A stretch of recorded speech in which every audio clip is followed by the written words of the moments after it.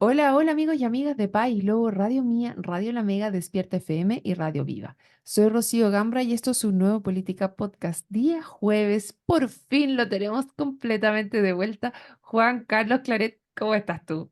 Hola Rocío, gusto saludarte y a través tuyo y los micrófonos que nos convocan a todos quienes nos escuchan, tanto en mi comuna de Osorno, pero también en mi querida comuna de Río Negro y Puerto Octay, a quienes guardo entrañable cariño. Así que hace casi un mes, Rocío, que no estábamos conversando, razones laborales me tuvieron fuera, pero ya estoy de regreso, así que ha pasado mucha agua bajo el puente en este último mes. Así es, y yo dije que iba a traer a San Pablo también a saludar, así que saludo a Río Negro, Puerto Octay y San Pablo también, junto contigo, como siempre. Juan Carlos. Yo sé que vienes con mil cosas que tú quieres hablar, miles y miles, y partamos. ¿De qué quieres hablar el día de hoy? Quiero ir con algo ligero, Fidel Espinosa. Quiero partir con algo que no sea controversial ni que genere controversia. Quiero hablar del senador Fidel Espinosa. El, ¿Por Ya, a qué? ver. Porque hay una noticia que a nivel nacional se ha discutido, pero que yo he notado ausente en la mayor cantidad de micrófonos y páginas de la prensa comunal, provincial y regional, y que dice relación con este predio del cual forma parte también como una comunidad hereditaria el senador Fidel Espinosa, que era un predio del año, o sea, que se arrastra hace mucho tiempo, voy a explicarlo a continuación, pero que es un paño que hoy día está valuado en 30.000 millones de pesos y que ha puesto en tela de juicio, uno, la transparencia del senador, y en segundo lugar, le significó también salir de la presidencia y de la Comisión de Vivienda del Senado. Y esto es importante, ¿por qué? Porque, Rocío, te leo, a raíz de que no tengo casa en que vivir, trasladé mi residencia al sector de Chinquío. En ese lugar existía una casa que era ocupada 2 meses cada año.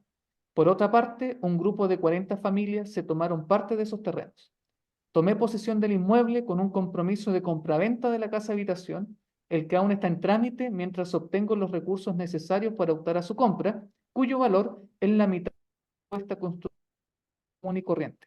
Estas palabras son de don Luis Espinosa Villalobos, padre del senador Espinosa, quien hacia el 72 declaraba y explicaba en el Congreso Nacional por qué estaba liderando una toma de un predio en Puerto Montt. Con estas palabras, el entonces diputado, papá de Fidel Espinosa, explica de que él a través de la fuerza estaba consiguiendo que a estas 40 familias se le permitiera adquirir una casa tomada por la fuerza, pero que finalmente se iba a legalizar concurriendo a las voluntades de las partes, digamos. Este paño era un paño de más de 100 hectáreas, 109 hectáreas para ser preciso, que va desde la costanera de Puerto Montt por el sector, cuando uno pasa en Gelmó, quien va, digamos, hacia Chinquihue, y llegaba hasta la ruta 5 Sur, camino a Parua. Es decir, es un paño gigantesco que cruza de oeste o de norte a sur, este, oeste, no sé, la proyección geográfica, cruza prácticamente todo Puerto Montt. ¿Y qué es lo curioso acá? Porque todos sabemos, porque ya hay vasta sentencia al respecto, es verdad histórica, de que al papá del senador Espinosa la dictadura militar los mató. Él fue ejecutado político en diciembre del 73. ¿Y qué es lo que ocurre? Que nunca se realizó esta compraventa. Sin embargo, como había quedado escrita la promesa de compraventa entre la sociedad ganadera Aysén, que era la propietaria de este paño de 110 hectáreas, junto con este contrato que uno podría decir, oye, se actuó por la fuerza, cosas por el estilo, pero había un contrato. Entonces, el año 82, la viuda del papá de Fidel Espinosa consigue que este paño de 110 hectáreas pase a nombre de la sucesión de la familia Espinosa Sandoval. El- y eso es particularmente curioso, porque se adquirió el año 82. ¿Y qué pasó con las otras 40 familias? Ahí hay un tema político que el senador no ha respondido y que de hecho se ha señalado de que las 40 familias, dado que después, a precio muy bajo supuestamente, la familia vendió una porción del terreno al Servio para construir viviendas sociales en ese sector. Sin embargo, la documentación existente da cuenta que el Servio, a través del Estado, expropió esa porción, digamos, para construir viviendas sociales y no que haya sido un desprendimiento voluntario por parte de la familia. Pero eso no es lo que hoy día nos debería convocar. Lo que nos debería convocar, Rocío, es que Fidel Ujú. Espinosa es senador de la región Y lo cierto es que este predio, que actualmente es de 62 hectáreas, tiene un avalúo fiscal de 30.000 millones de pesos y de esos 30.000 millones de pesos, el senador Espinosa simplemente declaró 945 millones de pesos, que es una cifra bastante baja. La pregunta es, ¿por qué no lo declaró? ¿O por qué declaró una porción tan baja? En segundo lugar, el senador Espinosa, junto con sus hermanos, vendió parte de este predio a la constructora Ararat, que se encarga de construir viviendas sociales. Y esto es importante porque esas 47 hectáreas que se desprendieron hace unos años atrás, se vendió por 4.200 millones de pesos. 4.200 millones de pesos cuya compraventa nunca fue declarada por el entonces diputado del Distrito 26, Fidel Espinosa. Eso es grave. ¿Por qué? Porque Fidel Espinosa, que es diputado, recordemos, desde el año 2002, ha estado, digamos, por varios lustros, encabezando, formando parte del Comité de Vivienda de la Cámara de Diputados. Hasta la semana pasada dirigía la Comisión de Vivienda del Senado. el, y lo cierto es que la constructora Ararat, curiosamente, que es el que le compra por 4.200 millones de pesos ese sitio de 47 hectáreas, son los que construyen viviendas sociales que ha propiciado la misma Comisión de Vivienda de la Cámara. Es decir, puede haber una actividad de lobby o de destrabar un telefonazo que uno podría decir, ¿por qué esta constructora se adjudica todos los proyectos en la zona? Y eso llama la atención y sobre eso el senador Espinosa hasta el momento no ha dado una respuesta satisfactoria, tampoco en la zona se le ha inquirido como corresponde, y la única respuesta a los medios nacionales que da el senador Espinosa es que es una pasada de factura, es una pasada de cuenta, por ser del oficialismo, pero ser crítico respecto al caso convenio.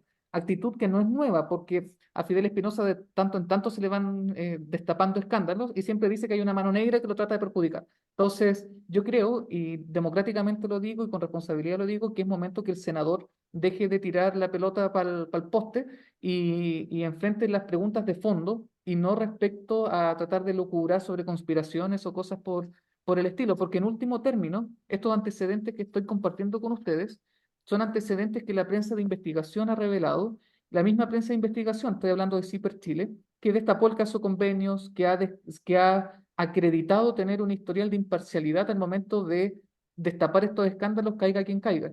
Y eso demuestra lo importante que es que haya prensa independiente que se dedique a investigar, más aún cuando el senador Espinosa, en tanto diputado el año 2012, por 200 millones de pesos, compró la radio Reloncaví Nuevo Amanecer, que es la principal sintonía en la provincia de Yanquihue, lo que da cuenta también del control de medios que se puede ejercer cuando a una autoridad política, digamos, se le da rienda suelta para que pueda adquirir medios de comunicación acá en la zona. Bueno, eso depende mucho de la sintonía que tiene cada uno y que exista más posibilidades de que hayan otros medios de comunicación también de los cuales la gente se pueda informar, creo yo, Juan Carlos. Ahora, ¿cuáles son las preguntas concretas que crees tú que el senador debería responder? Así como concretamente, ¿qué te En, gustaría pri- saber a ti? En primer lugar, el origen de su patrimonio. Estamos hablando de un predio de 30.000 millones de pesos, cuyo origen uno podría decir ya es discutible. En segundo lugar, en las declaraciones que ha hecho el senador, y que estos son información pública, digamos, se habla de tres viviendas más por valores millonarios, fondos mutuos por 200 millones de pesos, compraventas, por ejemplo, de esta radio por 200 millones de pesos, y al mismo tiempo ser prestamista por 90 millones de pesos. ¿A quién le presta plata el senador Espinosa? ¿Y a cambio de qué? ¿Cómo presta? Eh, eso es lo que a mí me gustaría ¿Eso es preguntarle como al senador ilegal o Espinosa, no? digamos. Pero eso ¿Ah? es como ilegal al tener No, o un sea, teléfono. posiblemente él declaró que le prestó plata, no sé, a un amigo, digamos, perfectamente, eso lo puede declarar, pero mi pregunta es a quién o con qué interés, digamos. Eso, y esto no es nuevo, ¿ah? Porque cuando Fidel Espinosa asumió como presidente de la Cámara de Diputados, y a mí me tocó interactuar con él cuando él estaba en esa calidad, esa información ya estaba pública, de hecho hubo prensa que lo publicó, pero sin embargo nadie va y le pregunta. Y eso yo creo que es importante, por lo menos desde los micrófonos País Lobo y nuestras radios asociadas, el poder hacer llegar ese mensaje también al senador de que hay, digamos, micrófono abierto para que él pueda responderlo, digamos. Pero lo cierto es que me llama la Pero, atención. pero no ha respondido, Juan Carlos, su respuesta es, o sea, no ha respondido la pregunta, claramente así con el detalle a lo mejor que tú lo quieres ver, pero su respuesta es, hay una mano negra y que me están tratando de perjudicar solamente. O sea, como que esa es la respuesta que siempre da y finalmente esa sería su respuesta. Ahora el tema está cuánto más se le puede presionar para que diga otra cosa o qué otro camino deberíamos seguir en el caso que esa sea la única respuesta que siempre estemos obteniendo. Sí, porque es legítimo preguntarse, recordemos que hace un tiempo atrás, a propósito del caso Cabal, el gobierno de la presidenta Bachelet estuvo tambaleando bastante fuerte, precisamente por adquirir un predio barato y después conseguir un cambio de suelo, digamos. O sea, ese era Correcto. el negocio, porque con eso se rentó, No, digamos, y y no adquirió solo mayor eso, plusvalía. Juan Carlos. ¿Ah? Acuérdate, en el caso Cabal tenía que ver también con que le habían dado un crédito especial por el hecho de ser el hijo de, o sea, era también Exacto. un tráfico, como Pero, tráfico de influencia, una sí, cosa así. pero y yo me hago la misma pregunta. El que el año 2009, siendo alcalde Rabinadrat Quintero, correligionario del senador, haya habido una modificación en el uso de cambio de suelo para que ese lote de 60 y hoy día de 62 hectáreas, pase de 1.000 millones a 30.000 millones de pesos. También mi pregunta es, digamos, esa es ¿Será una por pregunta eso? que... ¿Ah? Oye, Juan Carlos, porque tú dijiste que él había declarado que valía 945 millones, entonces a Exacto. lo mejor no está cambiado por el avalúo de Pero el 30. cambio de suelo fue el 2009. Entonces Y no actualizó el cambio de uso, no lo Y el actualizó. servicio, el certificado de avalúo fiscal, digamos, está por 30.000 millones desde hace tiempo, digamos. Entonces, ante eso, ¿qué es lo que dice el senador? De que él declara por eso, porque él considera que el terreno vale eso, que el servicio de impuesto interno hay una mano negra que le está subiendo el valor antojadizamente. Eso, inaudito, creo yo, digamos, cualquier contribuyente que diga, no, yo voy a declarar por esto porque yo creo que es lo que corresponde. No, pues no funciona así. Por lo menos cualquier contribuyente le caerían las lluvias del infierno encima si es que lo hiciera. Oye, Juan Carlos, ¿y el cambio de uso suelo en ese caso en particular estaría dado por una condición de cambio del plan regulador de Puerto Eso es lo que Montt? quiero preguntarle. Ah, pero ahí no solamente necesitaríamos ir a preguntarle a él, sino a cualquier autoridad que haya estado presente dentro del cambio de uso de suelo de ese lugar. O sea, ¿cuál fue el motivo para ese cambio? Más aún cuando esa misma autoridad se señala de que va a volver. No sé si tiene información al respecto, que don Ravi volvería a Yo, ser alcalde. Rabindranath Quintero, yo ¿Mm? lo que sé es que hubieran elecciones dentro de su partido y Ya, perfecto. que había perdido esas elecciones internas y que iba otro candidato, pero no, entiendo que no hay primarias en Puerto Montt. A ver, déjame revisar. En el caso que las hubiera, ya. Si quiere, sigamos comentando y yo busco la información. Así que en ese sentido, esas son preguntas que me gustaría hacerle al senador y si se da la oportunidad se las voy a formular igual, digamos, pero desde un punto de vista no solamente ciudadano, sino también jurídico, hay cuestiones que me llaman la atención al respecto. Eso no, y esto se transforma en un problema político no solamente por el impacto que puede tener en la ciudad, sino que en la capital regional, sino que también por el impacto político en cuanto a qué es lo que ha ocurrido respecto a el rol del senador Espinosa en la Comisión de Vivienda y particularmente si hubo o no algún grado de favoritismo o de gestión en favor de las empresas que le compraron sus parcelas, digamos. Esto no es nuevo, pero volvió a explotar, digamos, con nuevos antecedentes. Ya, Puerto Montt no tiene primarias No tiene primarias del Puerto Montt. oficialismo, no, no tiene No, primarias no del sé oficialismo. quién será el candidato. Yo el sábado pasado estuve en Puerto Montt y conversando con personas me decían, oye, parece que vuelve Don Ravi, me decían. Eso tiene mucha buena memoria el Don Ravi en Puerto Montt. La gente lo quiere, harto, por lo que me di cuenta. Sí, pero dentro del partido parece que no. Espérate, también voy a buscar cuáles fueron las que tuvieron un encuentro, si no me equivoco, es PPD, ¿no? O No, PS. PS, Partido Socialista. Y ellos efectivamente tuvieron una consulta interna y él no había sido nominado, no ¿Y salió. quién Ya, va a ser voy, el voy a, candidato? Porque entiendo que Gerboy no va. no puede, pues tiene tres. Ya cumplió Entonces, 3 periodos Gerboy Pérez. sí, entonces está viendo si Oh. va, había una publicación donde preguntaba si él efectivamente iba a seguir como una persona normal o si se iba a tirar a concejal. Nada. Oye, ¿estás ahí, Juan Carlos? Parece que te Te caíste. estoy escuchando. Sí, Me está- mientras busca ahí la... Mientras estaba Entonces, buscando la información. ¿Mm? esa es la situación, digamos.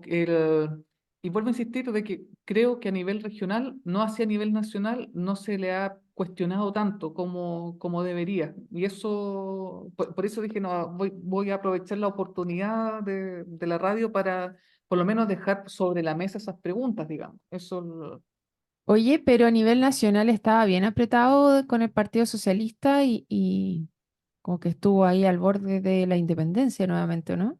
nuevamente, pero eso ya es una conducta habitual. Sí, a ver, las polémicas de Fidel Espinosa son, de hecho, cuando él asumió el año 2002, ya al poco andar, hubo una polémica respecto a por qué había adquirido una vivienda, una vivienda social, digamos. Ujú. O sea, desde ese entonces, desde muy temprano, digamos, el actual senador ha estado envuelto en polémica, y hay polémicas como la de esta vivienda social, que él ha aclarado perfectamente, y uno dice, ya, estamos de acuerdo, pero ¿qué pasa con estas otras polémicas? Recordemos que estas polémicas respecto a su lote que tiene junto con su familia en Puerto Montt, que es un tremendo lote, esto lo viene arrastrando mediante polémicas, a lo menos desde el año 2017, que es cuando asumió como presidente de la Cámara. No, no es nuevo. Y siempre dice lo mismo, me están sacando esto porque buscan perjudicarme. Ah, Yo me pregunto, ¿habrá otra posibilidad aparte de eso? oye, los datos que tenía, Iván León Hart, 202 votos, Rabindranath Quinteros, 55 votos. Esas fueron la sorpresa del que dio el Partido Socialista los resultados de la elección en Puerto Montt para las precandidaturas a alcaldía. Perfecto, entonces sería el Valk Ya, es que abanderado PS, ¿o no? sí, es que aquí dentro de lo que pasa en la trastienda, hay que ver en las negociaciones finales, porque cuando, cuando tú tienes ciertos mecanismos locales que van avanzando y que tienes ciertas ratificaciones a nivel regional, a nivel nacional y después en el conglomerado. Cuando tienes conglomerados tan amplios, también vas a tratar de buscar las mejores voces. Y cuando tú entregas un poder, generalmente en los consejos generales, ratifican los candidatos regionales y además le entregan un poder amplio de negociación a los presidentes de los partidos. Entonces, que sean los nombres que hoy día están dando vuelta, lo único que tenemos certeza son las primarias que vamos a tener ahora en las distintas comunas. Esos son los únicos nombres que efectivamente están corriendo hasta el final. Ninguno de los otros nombres todavía está ratificado porque no están inscritos dentro de las distintas coaliciones. ¿Cuándo se inscriben? El 27 de julio, recién. Y ahí vamos a tener absolutamente todos los nombres. ¿Por qué te lo digo? Porque el día de ayer, en todas las negociaciones, que inicialmente, no sé si te acuerdas que Chile Vamos había ido y había dicho que hasta las 12 del día iban a inscribir todo. ¿Te acuerdas o Sí, no? Ya, perfecto. la cosa es que terminaron a las 12 de la noche, igual que todos los años, inscribiendo 15 minutos antes que iba y que no iba. Y dentro de eso, por ejemplo, te puedo contar que en Puerto Varas, inicialmente había una conversación interna de los distintos partidos donde se habían acordado, primero querían primarias, después que no iban a ir primarias, porque como tenían dos candidatos independientes, que era Bahamondes y Renato Aichele, que podían, al ser independientes, no están amarrados los partidos. Y lo único que los pueden amarrar son una primaria o una buena palabra de caballeros que definan por encuestas o cualquier otro mecanismo interno.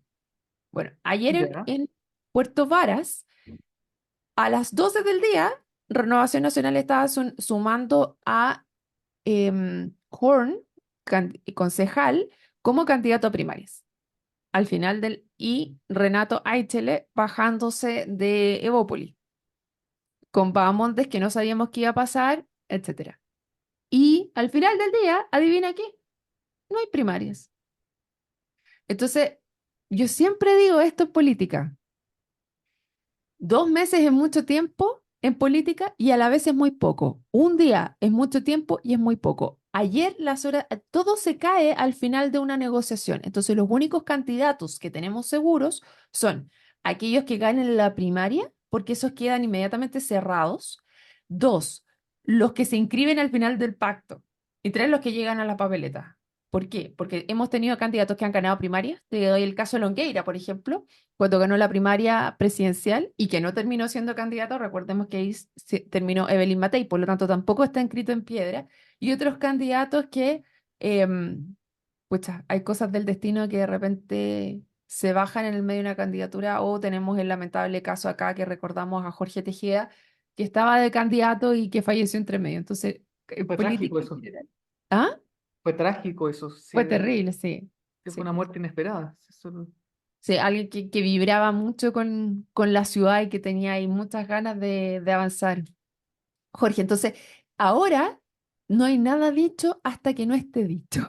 Por ejemplo, te doy otro caso. Luz Poblete también iba a ir por Lo Barnechea y también había salido su nombre dentro del pacto y por motivos familiares, Luz se baja de la alcaldía. Entonces, los nombres que quedan al final son los que van a llegar a la papeleta y eso lo vamos a ver recién el 27 de julio cuando mm, ya tengamos las primarias listas y cuando tengamos, ya que los independientes hayan reunido todas sus firmas y siguen hasta el final, y los que los partidos políticos inscriban a última hora. Entonces, nunca se sabe. Eso es lo que yo creo, nunca se sabe. mm. Pero mira, a partir del senador Espinosa hemos hablado harto. No sé si queda tiempo para hablar de Sí, la ¿no? sala cuna universal o lo dejamos como tema inamovible para la otra semana. No, nos quedan unos minutos y me encantaría hablar de ese tema porque he buscado hartas personas que tratar de entender, de tener un poco más de información. Tuvimos aquí el día lunes a la Seremi de la Mujer respecto de este tema y necesito una voz imparcial también con quien conversar. Así que tenemos unos minutos para que conversemos. Yo sé que tú tienes que dar una charla a la Universidad de los Lagos al respecto. Sí, mira, lo que ocurre es que, a ver, existe un artículo en el Código del Trabajo que es el artículo 203. El artículo 203 del Código del Trabajo señala de que cuando una empresa tiene más de 20 mujeres tiene que proveer una sala cuna y si no lo tiene, tiene que pagar para que la trabajadora pueda tener una sala cuna. Eso ha generado controversia, lo menos desde el 2011.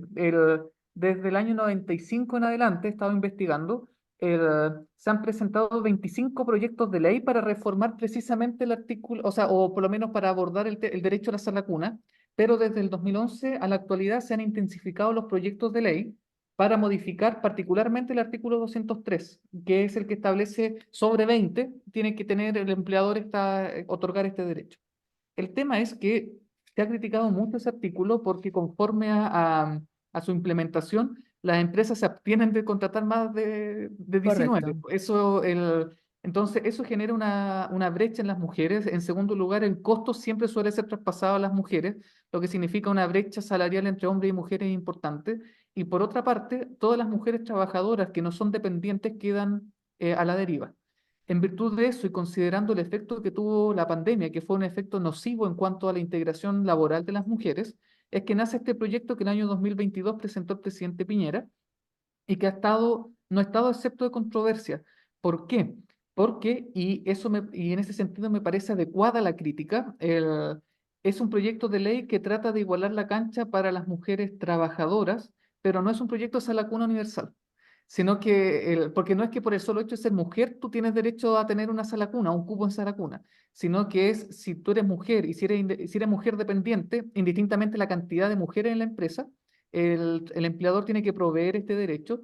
Y en segundo lugar, si eres trabajadora independiente, tienes que cotizar. Entonces, me parece bien inspirado el proyecto en ese sentido de igualar la cancha. Lo que me parece donde el proyecto tiene su principal defecto es en pensar de que a la primera infancia, cuando ya hay un montón de estudios y hay claridad meridiana, digamos, de que donde más se debe intervenir es en la primera infancia porque buena parte del destino y de la suerte de una persona está determinada por el estímulo que reciba en esta primera infancia, el- la alternativa del Estado sea ejercer una política pública para simplemente tener guarderías.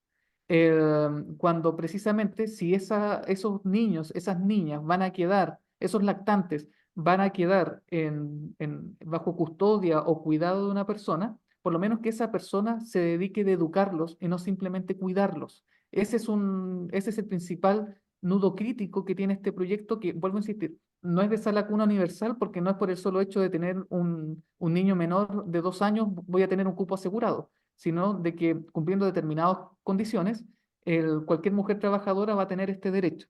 Ahora, Mm, también se crea un fondo porque ¿cómo se financia el fondo? Entre otras cosas, se financia con los aportes que haga el empleador, que significa el 0,1% de las remuneraciones de los trabajadores de la determinada empresa, se va aportando, digamos, todos los meses y en determinada periodicidad que va a depender del tamaño de la empresa, este fondo le va a entregar el aporte equivalente, digamos, a los gastos que el empleador haya incurrido para satisfacer este derecho de las trabajadoras.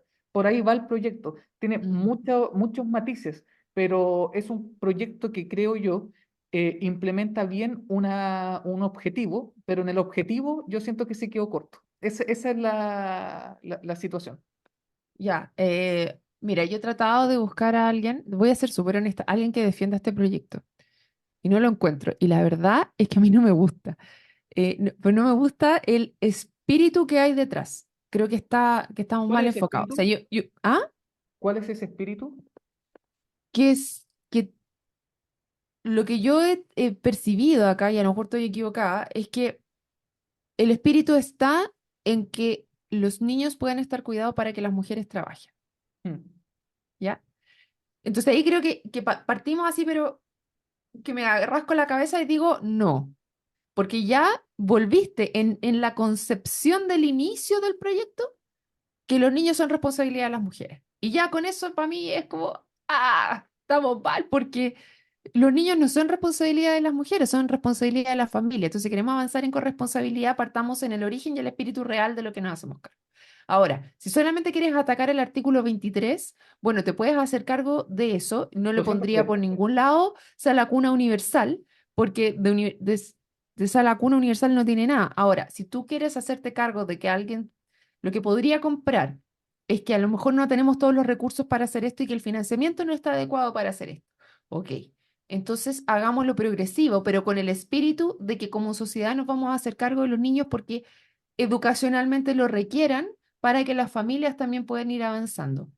Entonces, en esa concepción inicial, desde ese punto inicial, yo digo, y me tiro los pelos y digo, la verdad es que a mí no me gusta, no me gusta, ¿cachai? Por cómo está pensado conceptualmente. Yo ahí lo que hago el matiz es, a ver, en cómo está concebido el proyecto, la implementación está bien, pero lo que yo no comparto es el objetivo, digamos. O sea, para un objetivo cortoplacista o, digamos, de tan corta mirada, la implementación y lo que se propone cumple satisfactoriamente, digamos, el objetivo. El tema es que donde está la pelea es en el objetivo. Y ahí yo concuerdo contigo y concuerdo también con las educadoras que están movilizadas. De hecho, hoy día había un paro de la CUT donde las educadoras también se sumaron, porque en último término es neoliberalizar, digamos, no solamente el trabajo femenino, sino que también la crianza de los... da lo mismo en último término, quién cuida a nuestros críos. Eso es lo que nos está diciendo el proyecto y eso yo creo que no está bien. Más aún cuando hemos comprendido la importancia de intervenir en la primera infancia, que no puede quedar a manos de cualquiera, no solamente por temas de abuso, sino también de educación. Ya, es que ahí es donde yo digo, hagámoslo progresivo, porque por tratar de hacerlo todo perfecto ahora, a lo mejor no nos va a dar las lucas, no tenemos cómo financiar un proyecto de esa magnitud, porque no pueden meter un proyecto que no sea financiable, ¿cachai?